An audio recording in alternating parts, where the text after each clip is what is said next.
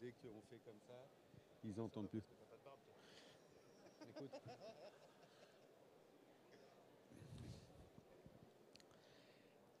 Allez, c'est parti. Bonjour ou rebonjour, parce qu'il y en a que j'ai déjà vu plusieurs fois aujourd'hui. Eh bien, on va parler pognon. Ah ouais, c'est pas notre habitude, hein, nous les professionnels de santé. On est toujours un peu dans le masochisme. On doit être gentil, il faut travailler gratuitement et tout, voilà. Et puis, il y a un moment, notre vie nous rattrape quand même. Euh, et, euh, et on se dit, ce serait bien qu'on gagne de l'argent quand même un peu. Pas de manière malhonnête, hein, mais juste pour vivre correctement. Dans cette idée-là, Nicolas, donc, de Doctolib, je te laisse te présenter, dire un peu ce que tu fais et tout, hein. Yes, bonjour à tous. Très content de pouvoir échanger avec vous autour de cette thématique importante de la valorisation de votre pratique et des sujets de rémunération. Moi, ça fait 4 ans que je suis chez Doctolib et j'ai toujours accompagné les kinés. Donc, objectif, faire en sorte que vous puissiez être bien dans votre travail, que vous puissiez vous accomplir, que vous puissiez développer l'activité que vous voulez. Et donc très content de pouvoir échanger avec Xavier aujourd'hui sur ces différents sujets. Ça fait déjà un petit peu de temps qu'on travaille avec Doctolib. ITMP, on est un peu connu comme organisme de formation, donc ils se sont dit, tiens, on pourrait peut-être se parler. Et du coup, on a cette volonté commune de qualité. C'est quand même le premier point. Et nous, on a vraiment cette volonté, pour ceux qui étaient là ce matin, avec le SNMKR notamment, de qualité des soins, de qualité de prise en charge. Voilà. Sauf que, comme on le disait ce matin avec le SNMKR, malheureusement, notre modèle de santé aujourd'hui ne nous pousse pas vers une rémunération de la qualité. Voilà. Un des moyens pour y arriver, quelque part, c'est le hors nomenclature. Alors, on s'est dit qu'on allait faire un petit sondage pour commencer, parce qu'on l'a vachement préparé. Au moins 2-3 minutes, quoi. De se dire qui aimerait faire du HN, là? Si vous êtes là, théoriquement, à peu près tout le monde. OK. Qui fait du HN? OK, il y en a déjà beaucoup moins. Ouais, on est sur 2 fois moins là. Bon, notre pronostic était pas mal, hein. Et les autres, pourquoi vous n'en faites pas?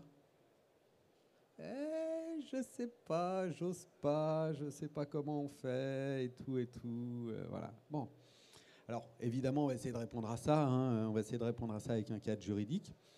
Nous, on a cette problématique, on forme des gens notamment à la thérapie manuelle, donc qui est un gros cursus, hein, de 27-28 jours, où on est vraiment dans cette logique d'excellence, d'essayer de former des gens plus compétents, diagnostic différentiel, meilleure technique, machin, mais en gros, ça veut dire derrière quand même beaucoup s'occuper des gens vraiment un par un et tout, hein.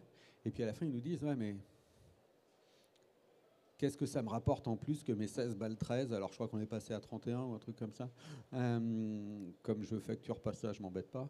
Mais de se dire, voilà, comment on fait? Voilà. Et du coup, dans cette idée de meilleure qualité des soins, il y a une logique de meilleure facturation qui doit aller en partie avec.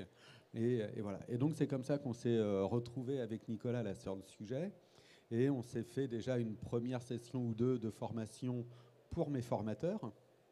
Parce que du coup, c'est une question qu'on leur pose un peu tout le temps et puis ils ne sont pas forcément habitués à répondre. Il y en a comme moi qui ne sont pas habitués à le faire, hein, parce que je m'en fous, comme je suis kiné et ostéo, je ne m'embête pas, je facture de l'ostéo au point barre, comme ça je suis tranquille. Donc je n'ai pas ce problème ou cette barrière de la facturation. Mais du coup, c'est un peu notre enjeu. Voilà. Exactement. Et en fait, ce dont on se rend compte, c'est qu'il y a énormément de blocages justement à la mise en place de cette offre de soins qu'on va appeler offre de soins complémentaires, offre de soins HN. Et ces blocages, déjà, ça commence par des blocages réglementaires. En fait, on ne sait pas trop ce qu'on peut faire, ce qu'on ne peut pas faire. Il y a aussi beaucoup d'amalgame entre tout ce qui est DE, HN, HC. On ne sait pas trop ce que chaque acronyme veut dire. On se mélange un peu les pinceaux. Et donc, l'idée, déjà, c'est de commencer par remettre un petit peu de clarté sur ce sujet-là et de savoir, en fait, qu'est-ce que le DE, qu'est-ce que le HN. Donc, le DE, pour qu'on se remette bien les choses, on est vraiment sur du dépassement d'exigence qui peut être appliqué n'importe où en France, bien évidemment, sur demande du patient. Le patient veut venir à tel horaire, le patient veut telle ou telle prise en charge. Il y a une possibilité d'appliquer un DE avec tact et mesure. Donc on insiste bien sur le côté tact et mesure, hyper important. Ce qui veut dire pas automatique. On a eu le cas, je vois Olivier au fond du SNMKR. Lève la main, Olivier, pour que les gens puissent venir te parler après éventuellement du SNMKR et qui est le représentant Île-de-France. Et justement, on a eu un petit sujet. Mais un des points, c'est des confrères ou consoeurs qui font un dépassement systématique qui représente plus de 100% de la séance initiale, en fait. Il y a un moment, c'est pas ce qu'on appelle avec tact et mesure, quoi. Et donc la CPAM leur est un peu tombée dessus à bras raccourcis, quand même, en disant vous ne pouvez pas être en dépassement systématique et tout le temps avec un dépassement pour exigence, parce que dans ce cas-là, ce n'est plus du tout le cadre conventionnel. Donc on a signé une convention, on a accepté une convention qu'à quelques avenants, on ne débattra même pas de l'avenant 7 que je conspire, voilà, j'en veux pas. Mais bon, c'est comme ça. Et du coup, de se dire comment on va pouvoir faire pour facturer. Voilà. L'autre point, si tu ne peux pas changer le monde, change-toi toi-même.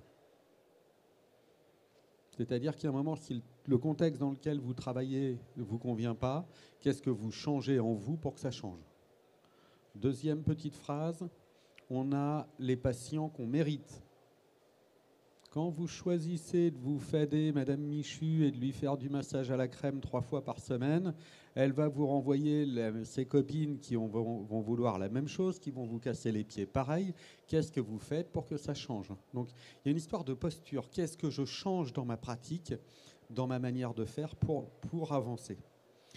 On a parlé, la première partie, c'est valoriser la pratique. Et encore une fois, je parle pas. Le but n'est pas de dire on va juste parler d'argent pour gagner du pognon, quoi. Voilà. Mais en même temps, quand je travaille mieux, quand je fais mieux que les autres et mieux que la convention, je pense que c'est logique qu'on en tire aussi une rémunération, ce qui n'empêche pas que je continue à quand même prendre des CMU au cabinet, que je continue quand même à prendre des gens à 100%, mais ce n'est pas toute ma patientèle. Voilà. Et j'ai aussi une partie de ma patientèle qui est en HN pure et pour qui j'ai aucun état d'âme, et en même temps, avec une troisième petite phrase qui est « Ma porte est grande ouverte dans les deux sens ». Vous êtes les bienvenus, je vous accueille chez moi et je vous soigne avec plaisir. Mais si ça ne vous convient pas, vous pouvez partir, je ne vous retiens pas. Moi, je ne changerai pas ma manière de travailler. Voilà. Et j'en ai déjà un que j'ai foutu dehors, et je lui ai dit, je travaille par plaisir, et avec vous, du plaisir, j'en ai pas. Voilà. Donc, vous pouvez partir. Donc c'est ma manière, voilà, et je dis ça aussi parce que je commence à être vieux, avec l'expérience, on peut se permettre un peu. Olivier aussi vieillit quand même. Mais du coup, c'est je prends une posture professionnelle. Professionnelle, vous l'êtes, hein, mais dans votre relation à la... Alors, allez, je vais faire exprès, je vais vous titiller. À la clientèle. Ah merde, non, faut dire patientèle, c'est pas bien, il a dit client, c'est horrible et tout. Je pense que c'est pas horrible. Un patient, c'est fait pour patienter. Un client, il achète votre offre. Et donc, on rentre pas dans une logique purement commerciale et purement marketing, mais vous offrez un service de soins et une offre que vous sûrement voyez comme supérieure à ce que propose la convention ou à ce qui est écrit dans la nomenclature. Donc, à partir de ce moment-là, peut-être que ça peut se justifier d'avoir une autre activité, une autre manière de se présenter, une autre manière aussi de facturer. Alors, je vais tout de suite lui repasser la parole, sinon je peux parler non-stop, moi. Mais dans l'idée, comment on fait pour avoir une autre activité? Alors, question qui nous a été posée hier matin, par une consoeur qui est mais comment je fais pour informer les gens que je travaille autrement ou que j'ai une appétence particulière pour une pathologie ou pour un domaine? Moi, c'est simple. Alors, c'est un choix. Là, j'en parle avec Doctolib, mais pour régler tout problème, vous pouvez prendre Doctolib, vous pouvez prendre Maya, vous pouvez prendre Milo. Enfin voilà, il y en a plein, ils sont tous là. Hein, voilà. Trouvez celui qui vous convient. C'est pas le but n'est pas d'être un pur commercial Doctolib aujourd'hui, même si aujourd'hui j'ai fait le choix de Doctolib à titre perso sur l'agenda, parce que je n'ai ouvert sur Doctolib que des créneaux de consultation hors nomenclature. Voilà. Et donc, on ne peut pas prendre rendez-vous chez moi autrement que pour du hors nomenclature. Voilà. C'est mon choix. Le reste, je tourne avec mes anciens patients, ceux qui ont mon numéro et compagnie. Vous pourriez très bien aussi, alors ça, je vais te laisser reprendre la main évidemment, hein, mais parce qu'il est meilleur que moi là-dessus, de pouvoir avoir une partie mixte et de dire j'ai des créneaux ouverts pour ça et j'ai des créneaux ouverts pour autre chose. Et là, à ce moment-là, vous choisissez votre patientèle. Et pour ça, c'est à vous de vous positionner aussi autrement. Question que tu me posais du coup tout à l'heure. Bon, voilà, si j'ai un acte dry needling, par exemple, et que je considère que j'y ai passé du temps, que je me suis formé, parce que quand vous venez vous former chez nous, c'est pas gratuit non plus, malheureusement, même, ou heureusement pour nous, j'en sais rien. Mais il y a, même s'il y a du FIFPL, du DPC et tout, vous y avez passé de votre temps, de votre énergie, un peu de votre pognon. Il est logique qu'en retour, ce ne soit pas juste, c'est toujours 16 balles 13, quoi. Voilà. Et donc, c'est à ce moment-là où l'idée de faire du HN, du hors nomenclature, encore une fois, parce qu'on est, à mon sens, dans une logique de qualité et d'augmentation de la valeur, on est cohérent. Exactement. Et en fait, quand on se parle de valoriser sa pratique et de mettre en place du hors nomenclature, aujourd'hui, en tant que kiné, on se dit souvent, en fait, ça va être une contrainte pour moi en interne, mais aussi une contrainte pour mes patients, parce que je vais devoir justifier de mon prix de consul, parce que je vais devoir justifier de pourquoi la séance est pas remboursée. Tous ces éléments-là. Le but aujourd'hui, et c'est pour ça qu'on est réunis aujourd'hui ici, c'est de réfléchir à comment on peut valoriser sa pratique de façon simple, sans contrainte, sans dénaturer l'image de votre cabinet et sans avoir d'effet déceptif pour le patient. Et donc, en effet, une des solutions, c'est d'avoir Doctolib en termes de prise de rendez-vous, qui vous permet en fait de pouvoir très simplement scinder votre activité et de dire, OK, mon patient, il peut prendre rendez-vous pour du soin conventionné, mais aussi pour du soin hors nomenclature. Et que ça soit hyper clair pour le patient, donc qu'il n'y ait pas d'effet déceptif quand il prenne son rendez-vous, que les tarifs soient affichés vraiment noir sur blanc. Donc, comme ça, au moins, vous êtes sûr que vous n'avez pas à avoir une posture commerciale, puisque ce n'est pas votre métier, vous êtes soignant, vous n'êtes pas commercial et vous n'avez pas envie, je pense, d'avoir cette casquette-là. Et derrière aussi, de vous permettre de pouvoir le faire dans le cadre réglementaire. On sait tous que quand on veut appliquer du hors nomenclature, si le hors nomenclature est de plus de 70 €, on doit pouvoir faire signer un devis à notre patient. Qui ne le savait pas, ça? Presque tout le monde. Donc je me suis peut-être engagé sur le « on le savait tous ». Mais non, justement. Mais donc du coup, quand on fait du HN et qu'on facture plus de 70 €, on doit faire signer un devis à notre patient. Et donc, grâce à Doctolib, le devis, on peut l'intégrer au moment de la prise de rendez-vous quand on a un soin de plus de 70 € directement. Et donc, mettre en place du hors nomenclature ne devient plus une contrainte administrative, ne devient plus une contrainte de temps, puisque le patient peut faire les éléments avant son rendez-vous et venir directement avec le devis signé. Autre élément, on doit être en capacité également de pouvoir lui donner une facture après la séance. C'est des éléments qu'on peut évidemment réaliser avec Doctolib automatiquement, sans avoir à faire son fichier à côté, son Google Doc, pour pouvoir éditer la facture. Qui est encore en agenda papier? Ok. Pour une raison évidente, c'est assez économique. Hein. L'inconvénient, c'est que ça vous prend du temps. Moi, le truc que je supportais plus au cabinet, c'était le téléphone qui sonne, quoi.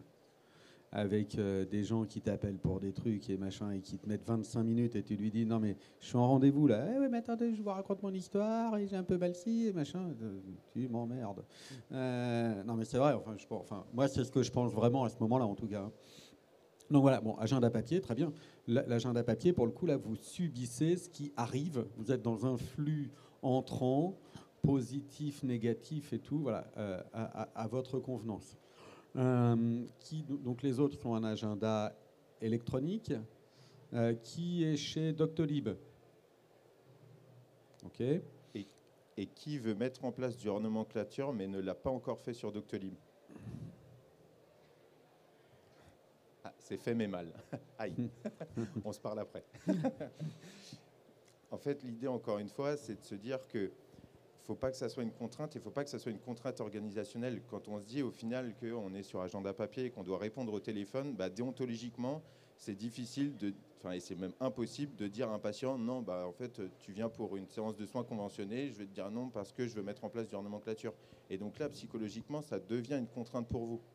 Encore une fois, l'objectif avec Doctolib et d'autres plateformes, bien évidemment, c'est de vous permettre aussi de pouvoir vous organiser facilement, de vous dire, OK, en fait, moi, à tel moment, dans ma semaine, je vais pouvoir mettre en place cette offre de soins-là. Je vais y aller petit à petit parce que ça ne se fait pas du jour au lendemain. Hein. L'idée, ce n'est pas de se dire, attends, demain, chaque semaine, j'ai 3 demi-journées en full nomenclature. Ça ne se fait pas tout seul. Hein. Ça met du temps, bien évidemment. Il faut le faire connaître et à ses patients et en externe. Et donc, de bien définir directement dans votre agenda à quel moment vous voulez le faire, par exemple 1 heure en fin de journée, par exemple le vendredi après-midi, des choses comme ça, et d'augmenter justement cette activité petit à petit. Qui est mal à l'aise pour parler d'argent avec ses patients et de dépassement d'honoraires et machin et trucs? Moi, hein, je suis toujours pas à l'aise. Hein. Je pense que j'ai une pratique un peu avancée sur 2-3 sujets, mais je suis toujours pas à l'aise pour me faire payer. Hein. Moi, le premier. L'avantage de la solution électronique, c'est qu'elle annonce la couleur pour vous, quoi. Voilà. Et du coup, vous n'avez même pas à négocier, à raconter, à machin. Vous avez le choix, vous voulez venir chez moi. C'est comme ça, voilà, c'est écrit. Voilà, la vie est belle. Merci. Du coup, quand vous posez des rendez-vous en convention et que dans votre pratique, vous dites, là, il faudrait faire du dry needling, il faudrait faire de la thérapie manuelle. Du coup, vous proposez au patient de revenir avec une séance hors convention ou vous lui demandez tout de suite, si vous continuez, il faudra payer autre chose? Allez, pour ceux qui n'ont pas entendu, c'est est-ce que je réajuste le tarif en cours ou pas, machin. Bon. J'ai une activité très particulière, je travaille plus qu'1 jour par semaine au cabinet, hein. Je suis un peu occupé par ailleurs. Et au final, comme j'ai dit sur Doctolib, les seuls patients qui peuvent prendre rendez-vous, c'est du HN. Voilà. Après, c'est mon choix de continuer à en prendre d'autres ou pas. Et après, ce que je prends en dehors, c'est généralement, je fais même plein de fois, je fais même pas de dépassement du tout, tu vois. Donc, alors que j'habite Paris et qu'à Paris, le dépassement est quand même pas mal toléré avec un tout petit peu de tact et un tout petit peu de mesure. Voilà. Donc, voilà. Mais c'est un choix personnel. Après, c'est un des points qu'on a évoqué. Alors, il n'est pas possible de faire du HN à chaque séance. Donc, le DE, vous mettez éventuellement 2, 3, 5, 10, 12 euros par séance. Sur le HN, vous ne pouvez pas faire comme ça. Donc sur le HN, il y a un moment, il y a une logique de faire une séance de temps en temps dans un mode HN qui vient du coup compléter le prix que vous avez par ailleurs. Voilà. Donc ça, c'est un moyen pour contourner et faire un pseudo-DE, entre guillemets, sans se foutre dans la totale illégalité. Voilà. Le HN, ça doit être vraiment un acte à part entière. C'est-à-dire qu'on doit vraiment se dire, c'est un acte soit qui est fait sans ordonnance. Par exemple, je sais pas, j'ai besoin de, je sais pas, je me prépare pour un marathon, ce que je fais absolument pas, bien évidemment. Non. Ça se voit. Je veux me faire un petit massage de récup sportif, je vais aller voir mon kiné parce que je sais pas, il m'a soigné une fois parce que je m'étais fait les LCA. Je vais aller le voir parce que je connais son expertise et je préfère aller voir mon kiné que d'aller dans un salon de massage ou d'aller voir un coach sportif. Donc ça doit vraiment être un acte à part entière. Et après, dans le cadre d'un soin avec ordonnance, donc encore une fois, ça vient en complément. On ne peut pas l'imposer au patient. C'est quelque chose qu'on va pouvoir proposer. Et donc du coup, à partir de ce moment-là, on rentre vraiment dans le cadre. Dans l'idée, si tu voulais faire, je vais dire n'importe quoi, je donne un chiffre rond pour être simple, mais si tu voulais lui faire 10 euros de dépassement par séance, toutes les 5 séances, tu mets un HN à 50, quoi. Et oui, d'où ma question aussi, parce que moi je suis spécialisée en maxillo, donc je comptais mettre un HN de 5 euros par séance et un bilan à la première séance. Mais j'ai pas le droit de mettre du HN 5 euros. Faut que je fasse une facture une fois de. Ah ouais. Effectivement, on ne peut pas faire du HN à chaque séance et on ne peut pas venir compléter le prix de la séance par et je te mets un peu de HN en plus. Maintenant, c'est juste encore une fois Il y a une différence en effet entre la réglementation et c'est ce dont on se parle aujourd'hui et ce qui est fait. Voilà. Donc, il faut se dire, bah voilà, et pour essayer du coup de vous répondre un peu à tous les deux, mais je pense que ça en intéresse d'autres là, c'est de se dire, bah, à la limite, je fais mon bilan une première fois. Voilà. Vous venez, je prends le temps de mon bilan et on va faire un bilan complet, ce qui rejoint en plus le discours qu'on avait ce matin avec le SNMKR, de dire ces bilans, on ne les fait pas assez et on ne les transmet pas assez. Mais du coup, je fais un bon bilan, parce qu'en même temps, quand vous allez chez le médecin, vous ne lui demandez pas le médicament avant d'être rentré dans le truc, vous attendez qu'il pose un diagnostic avant d'avoir le traitement. Bah, chez nous, c'est pareil. Ce n'est pas une habitude qu'on a complètement non plus, et on a souvent pris l'habitude de j'attaque le traitement tout de suite. S'il faut faire une séance complète que de bilan et de rien d'autre, très bien. Et à la fin de cette séance de bilan, voilà comment moi je travaille. Je travaille comme ça. J'ai d'autres techniques que machin. Derrière, si vous voulez aucun dépassement et tout, pas de problème. Il y a un centre de santé à côté de chez moi. Il est merveilleux. En tout cas, il est merveilleusement gratuit pour vous. Mais voilà, du coup, moi, je travaille comme ça. Si on se voit, toutes les 5 séances, il y aura un HN de 25, 30, 50, peu importe le chiffre. Ça vous appartient. Voilà. Et de dire, il y a 10 séances, il y aura 3 séances avec du HN pour compléter le tarif. Et en même temps, vous le faites une fois. Et donc, la prochaine séance, ce sera d'abord HN. Puis après, on enchaînera les séances tranquilles. Et puis au moins, s'il plante vraiment le truc en cours de route, il a payé son HN. Et puis au moins, vous êtes... Voilà. C'est smart. Après, il faut informer les gens. Il faut être clair, il faut être transparent. Il faut être honnête dans sa démarche. Si vous êtes bon, les gens viendront et vous aurez valorisé votre pratique et la qualité de votre pratique. Si vous n'êtes pas bon, ils partiront, ils iront ailleurs, quoi. Voilà. Ça vous fait réagir, ça vous chatouille, Qui se dit qu'il est capable de faire ça? Si vous faites de la qualité, ça a un prix. Voilà. Je te donne la parole tout de suite, mais j'ai une image que j'utilise souvent avec mes patients. Qui va chez le coiffeur au moins 5-6 fois dans l'année, là? Vous avez vu combien ça coûte, ce truc-là? Elle est à bac-2 et elle s'occupe de ma tête une petite demi-heure et elle me prend 31 balles. 2 séances de chez nous, quand même.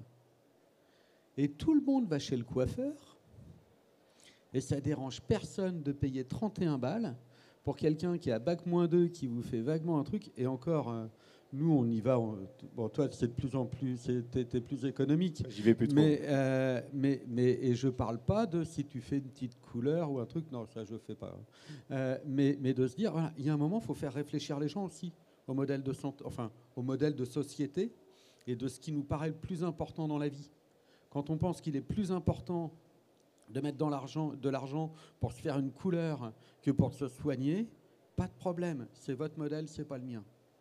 Ça vous plaît pas, partez, allez, il y a le truc gratuit en face. Il est merveilleux, vous allez voir. De mémoire, je crois que sur les DE, il n'y a pas de charge pour nous, alors que sur le HN, il y en a. Est-ce que ça Non, en fait, aujourd'hui, tout ce qui est... Alors, sur la partie... Alors là, il faudrait demander aux syndicats qui sont plus doués que moi. Je vous laisse aller voir les ballons rouges après là, pour le SN. Mais comme ça, de mémoire, tout ce qui est acte conventionné hors dépassement, tu as une partie de l'URSSAF qui est réduit, qui est l'avantage social vieillesse. Par contre, pour ceux qui sont éventuellement complètement déconventionnés, et pour ceux qui sont, pour tout ce qui est dépassement d'honoraires, et pour tout ce qui est HN, cette partie-là n'est plus prise en charge. Donc, tu es plus taxé par l'URSSAF. Voilà. Donc, ce truc-là, quoi qu'il arrive, mais que ce soit du DE ou du HN, c'est pareil. Dans les 2 cas, tu es plus taxé sur ce que tu gagneras en plus. Alors, on est en France. Hein. forcément. Dès que tu gagnes de l'argent, c'est un peu sale. Hein. Voilà, merci Mélenchon. Et du coup, quoi qu'il arrive, t'en paieras un peu plus, quoi. Voilà. Nico, tu veux nous...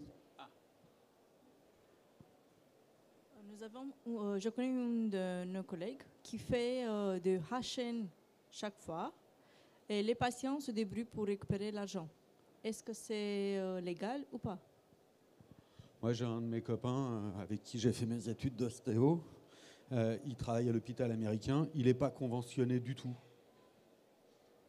À l'hôpital américain, il n'est pas conventionné. Ben, elle peut ne faire que du HN, hein, elle a le droit. C'est pas interdit.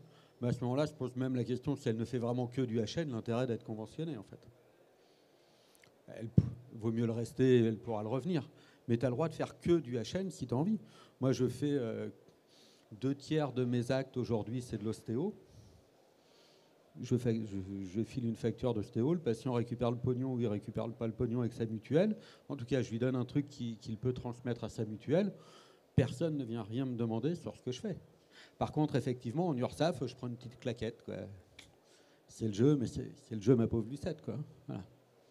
Donc c'est sûr que si vous faites juste du HN pour gagner 1 euro en plus par séance, en moyenne, ça ne sert à rien, quoi. Voilà. Bon, sur votre part de départ, vous ne serez pas taxé plus. Sur ce que vous gagnerez en plus, vous serez taxé un peu plus fort en termes d'URSSAF. Voilà. Nico ? Yes. Question qui se pose aussi souvent, c'est est-ce que vous êtes déjà dit je ne vais pas proposer justement de soins complémentaires de HN parce que mes patients ne payent pas, je fais le tiers payant intégral et donc du coup mes patients ils ont l'habitude de venir chez moi, ils ne payent pas, donc je ne vais pas le mettre en place. À qui c'est déjà arrivé ça? Il y en a quelques-uns. Il y en a quelques-uns. Et donc du coup la question qui se pose à ce moment-là, c'est ce que j'essaye de mettre un peu en tête, c'est que mon patient quand il a mal au dos, il va chez l'ostéo, il paye. Mon patient qui veut reprendre le sport, il va aller voir un coach sportif, il va payer. Aujourd'hui, c'est des soins, c'est des éléments que vous pouvez proposer qui sont dans votre champ de compétences, sur lesquels potentiellement vous avez fait des formations en kiné du sport, en thérapie manuelle ou autre, en massage, en bien-être, etc., et que vous pouvez proposer. Et il faut bien se dire que vos patients qui ont l'habitude de ne pas payer parce que vous proposez le tiers payant intégral, il n'y a pas de problème. Enfin, ceux-là, ils vont continuer d'être dans cette situation-là, il n'y a pas de souci. Mais ça ne vous empêche pas de mettre en place une offre de soins complémentaires, puisqu'ils ont l'habitude de payer quand ils vont voir leur ostéo ou leur coach sportif. Ce que j'ai l'habitude de dire souvent, c'est que vous avez la chance en tant que kiné, vous, de voir vos patients 5, 10, 15, 20, 30 fois. Donc vous créez du relationnel avec eux, ils se sentent bien dans votre cabinet, vous avez le temps aussi de légitimer l'expertise que vous avez. Et donc à partir de ce moment-là, moi en tant que patient, j'ai plus facilement confiance à aller voir mon kiné du sport pour aller me faire coacher ou aller voir mon kiné qui fait de la thérapie manuelle pour aller me faire une séance de massage ou autre, peu importe, plutôt que d'aller voir un coach sportif que je connais ni d'Ève ni d'Adam. En fait, il y a une relation de confiance qui se crée et cette expertise-là, vous l'avez. Donc, il faut le mettre en place. En fait, vous êtes bon et en même temps, ça a un prix. Voilà. Et ce n'est pas le prix de la Sécu aujourd'hui. Et du coup, voilà. Après, est-ce qu'on est obligé de le faire chez tout le monde, tout le temps et tout? Clairement pas. Hein. Voilà. Moi, de l'époque où François Zéro et Marisol Touraine là, avaient voulu faire le tiers payant généralisé, j'avais dit, s'il le passe, je me déconventionne. Je ne suis pas la banque des patients, je ne suis pas le secrétariat des patients. Mon métier, c'est de soigner les gens. C'est pas de faire leur paperasse, c'est pas de faire leur banque et de moi attendre et quand il y a un problème de mutuelle et tout, que moi je me fade d'aller appeler la mutuelle, c'est pas mon truc, quoi. Voilà. Moi je refuse ce système-là et encore une fois, si vous pouvez pas changer le monde, changez-vous vous-même, changez votre rapport aux choses et je continue, comme je vous l'ai dit, à prendre des CMU et des 100%. Hein. Ceux-là, ils sont dans un cadre particulier. C'est cohérent de le faire. Je suis élu ordinal hein, quand même. Donc, je m'applique en premier le code de déontologie. Je m'applique l'idée de continuer à soigner des gens. Mais on n'est pas obligé de soigner tout le monde et tout le temps. Voilà. Alors, une phrase qu'il ne faut plus dire maintenant, je ne suis pas l'abbé Pierre, c'est un mauvais exemple, mais je ne suis pas Mère Teresa, et donc je ne suis pas là pour soigner la terre entière, gratuitement, bénévolement. Il y a un moment, j'ai bossé, j'ai fait des études, j'ai fait des formations continues après, je me suis donné peut-être un peu plus que la moyenne. Il y a un moment, je suis désolé, mais j'ai pas de raison de soigner la terre entière. Voilà, encore une fois, j'ai choisi un métier, pas un sacerdoce. Et pourtant, je suis très, très, très engagé avec mes patients. Mais voilà, faites votre choix. Le HN, c'est un moyen. Voilà, c'est pas le seul truc. Faites comme vous voulez. On peut très bien faire cohabiter et de la pratique conventionnelle et de la pratique hors nomenclature. Mais il y a ceux qui arrivent en vous disant bah, vous pourriez bien me masser pendant une petite demi-heure, quoi. En gros, bah ouais, mais comme chez vous c'est gratuit, c'est quand même mieux que d'aller chez l'esthéticienne du coin. Ouais, t'as raison, ouais. Pas de problème, moi j'ai rien contre hein, le massage de confort et tout. J'en fais pas honnêtement. Puis je suis pas très bon. Non, il faut connaître ses limites. Hein. En même temps, quand on n'aime pas, on est rarement très bon. Mais du coup, si on fait ça, ça a un prix. C'est pas 16 balles 13, quoi. Voilà, on va faire comme au cabinet d'esthétique, ça va être 80, 100 balles, machin, enfin voilà, c'est un choix. Hello. Donc, dans cette logique-là, vraiment, aujourd'hui, donc, la solution Doctolib, elle vous permet de créer ou proposer une offre un peu alternative, voilà, d'en informer les gens. Une fois que ça existe, il y a des gens qui viennent pour ça et donc de vous créer la patientèle un peu que vous voulez, premièrement. Deuxièmement, il y a une solution et de devis et de facturation qui enlève une partie du pépin. Et tout ça permet en plus d'informer les gens de manière automatique, machin. Derrière, c'est à eux éventuellement de vous poser les questions. Et puis s'ils ont une question ou si tu leur dis, bah tiens, moi je travaille comme ça, j'ai un dépassement et tout, bon bah ils acceptent ou ils acceptent pas, mais c'est pas grave ça. S'ils acceptent pas, très bien. Moi je dis toujours un casse-pied qui s'en va, c'est pas une perte. Hein. Voilà. Ma porte est toujours grande ouverte dans les deux sens. Et en effet, si vous êtes suffisamment aligné avec les expertises que vous avez et les formations que vous avez faites, en fait, vous pourrez communiquer en toute transparence sur ce que vous pouvez proposer. Il n'y aura plus d'enjeux de tarifs ou autres. Les choses seront claires, nettes, précises pour le patient. Et donc, à partir de ce moment-là, il y a moins de contraintes à le mettre en place. Oui.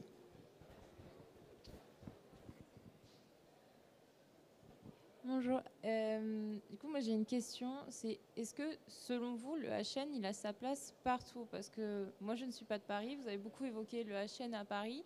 J'évoque par exemple les zones très sous-dotées, par exemple, voilà, avec les CPM, tout ça. Donc voilà, je voulais avoir votre avis sur ça. Je vais me permettre de répondre. J'ai l'un de mes copains qui travaillait en Guadeloupe, qui a fait une quinzaine d'années là-bas. Il était en dépassement systématique à 30 balles. Voilà. Pourtant, Dieu sait ce qu'on peut penser des dom-tom et compagnie, et de la CMU, et du 100% et du bidule. Voilà. Alors après, encore une fois, ça n'empêchait pas de prendre quand même certains profils. Hein. Mais en séance, il était en dépassement systématique à 30 balles. Ça marchait très bien.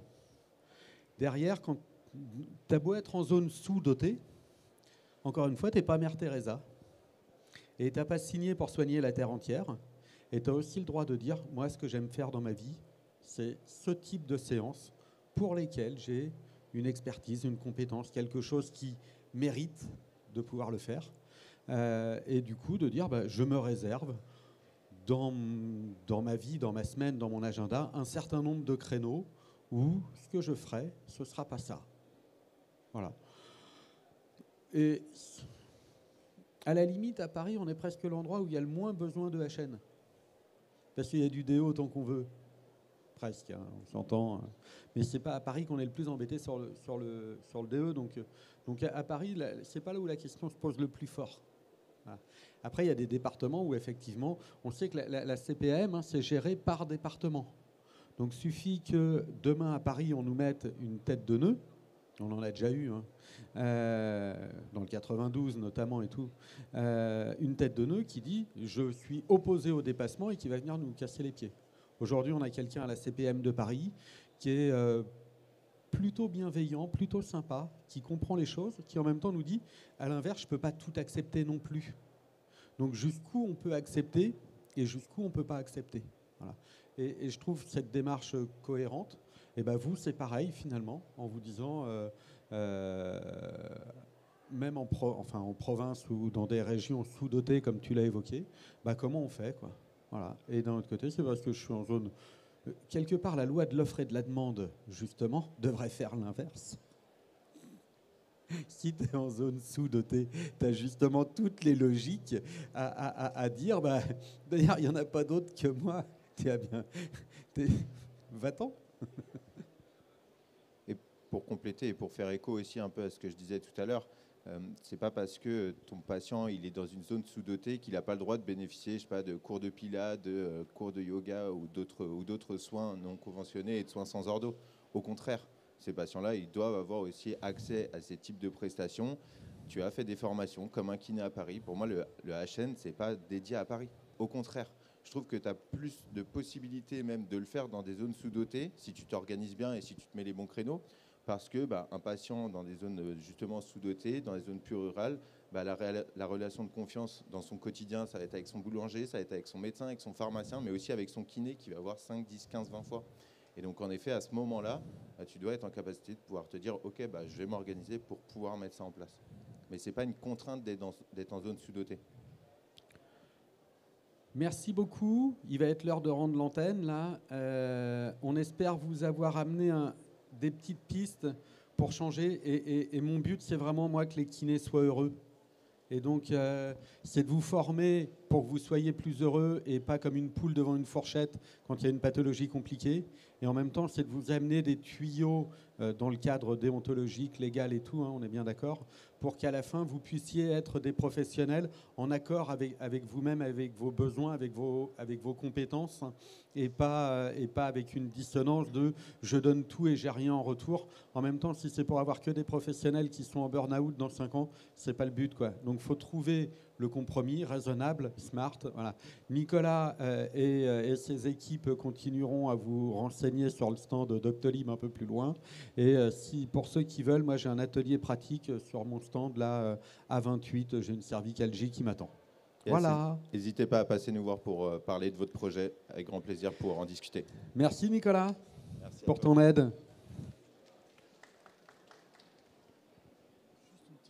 Ouais. Par rapport au coût de mettre un 5 €, une fois tous les 5 séances, le HN, il faut combien